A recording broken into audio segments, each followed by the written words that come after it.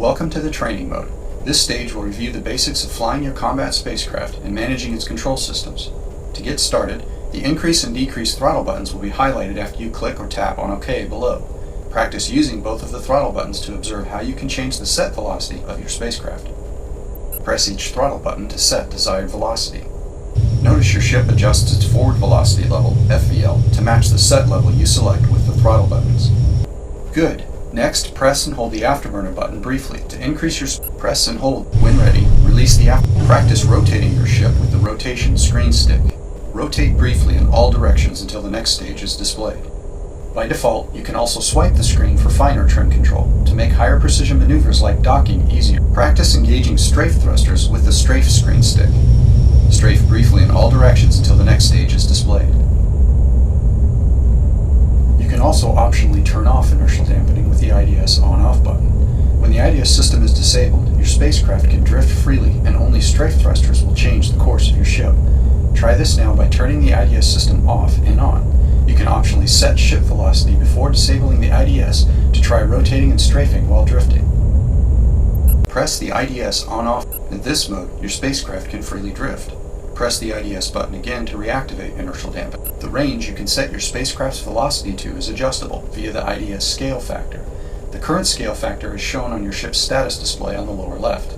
You can access the system console to adjust the scale factor, as well as set your spacecraft's speed to a percentage of the current IDS scale range. A full range mode is also available for negative values. Here is the location of the IDS scale factor and range mode on the ship's status display. Click or tap to continue. To target the nearest enemy spacecraft, click or tap. When a ship is targeted, you can use the tracking mode to have the flight computer automatically use rotation controls to keep the nose of your ship aimed at the enemy spacecraft. Engage the tracking mode now to see this in action. Practice flying around the enemy ship a bit to see how the targeting computer attempts to stay aligned with the target. Press the track button again when you are ready to continue.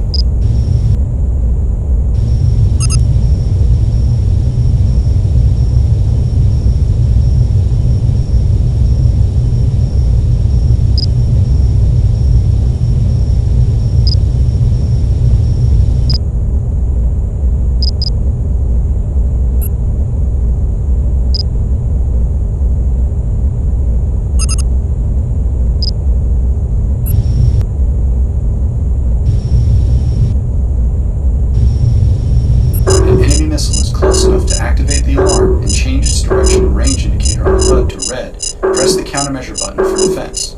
Try this now and launch several countermeasures. To fire your spacecraft's cannons, press the fire button currently highlighted. To fire either particle cannons or beam cannons independently, you can change the firing mode using the button above both fire buttons.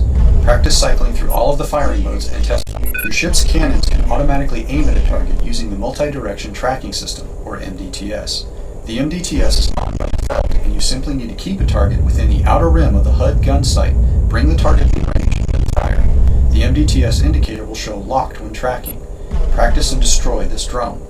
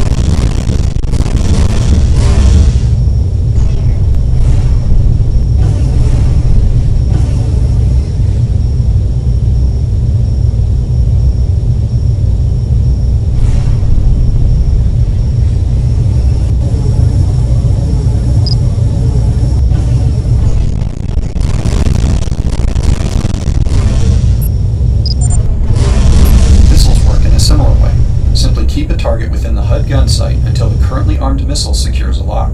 The range required will vary with the missile type. Once a lock is secured, use the highlighted missile button to fire. Practice this now by firing a missile at this drone. Your ship ship has 4 shield arrays, one for each 90-degree direction, forming a sphere. When an array is struck by weapon fire, it will be temporarily weakened. Observe the shield array status indicator on the lower left cockpit display, then open the system console and transfer energy to the front array using the shield augment controls until it reaches 50%.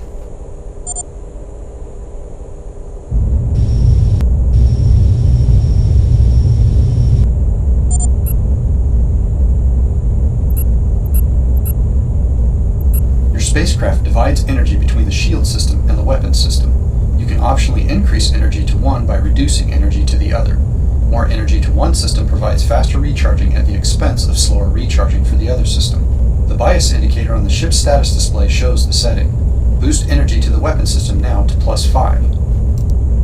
Observe the energy bias setting indicator on the lower left cockpit display, then open the system console and increase energy to the weapon system, W, until it reaches a +5 setting.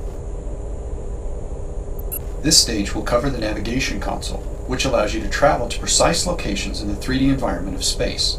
Objects in space can be in any direction relative to your position, and learning to navigate is one of the most important skills to develop so you can effectively and efficiently move around in the game's universe. Open the navigation console by tapping on the HUD. Good.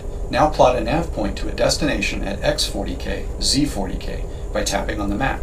Use the trim arrow buttons on the right to fine-tune as needed.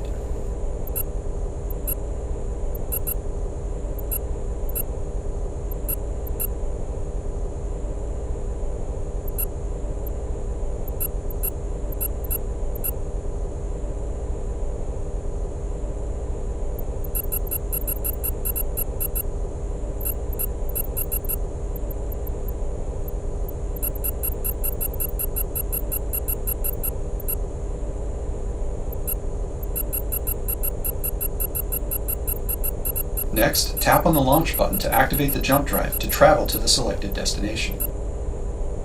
Now tap on the Return to Game button.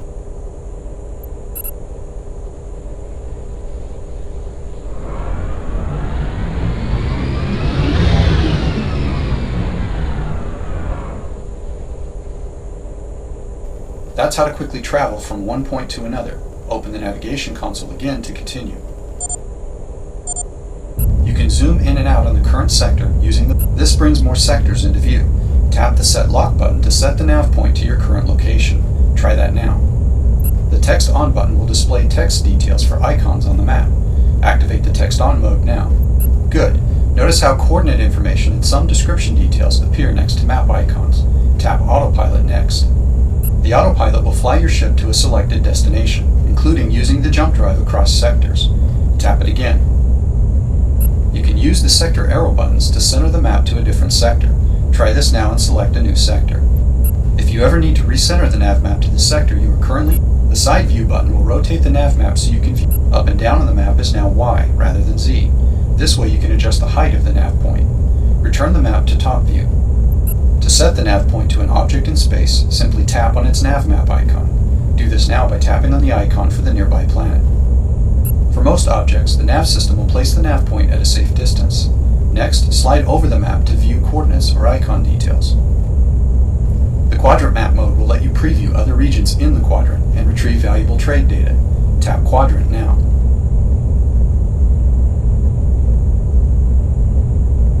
You can select a remote sector location with this map mode, or tap Tech Econ or Territory to view details.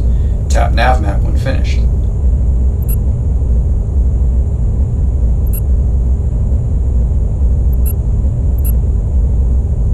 Jump gates connect the various star systems.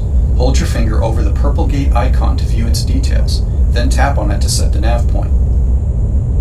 Fly through gates to travel to the star systems they are linked to. That completes this training section. Tap Return to Game to continue.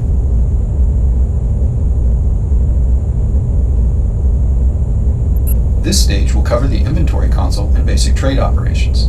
The inventory console is how you will access space station and city markets, as well as manage your ship's installed equipment, weapons, cargo, and fuel.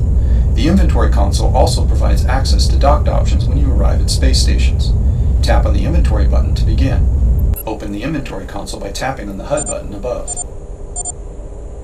The inventory console is divided into 4 sections. Equip cargo and weapons fuel display what you have on your ship. Tap in a blank area to continue. Market provides a list of items for sale. Contracts accesses available jobs. All items are color-coded. Purple items are commodities, yellow items are equipment, and green items are weapons. Tap to buy or double tap to sell. Buy a purple commodity now. Good. If your ship has the cargo capacity, the item will be added to your cargo bay. Likewise for equipment and weapon hardware. This menu lets you review and accept available contracts. Choose objectives you can complete and look for new options in other locations. Tap Return to Game to continue. Whenever you dock at a space station, a docked options menu will open that gives you access to the shipyard and storage hangar. Your progress can be saved, and you can configure your ship or store cargo, equipment, and weapons in the hangar for later retrieval. That completes the training mode. Congratulations, you have completed the final training stage. Click or tap to exit to the main menu.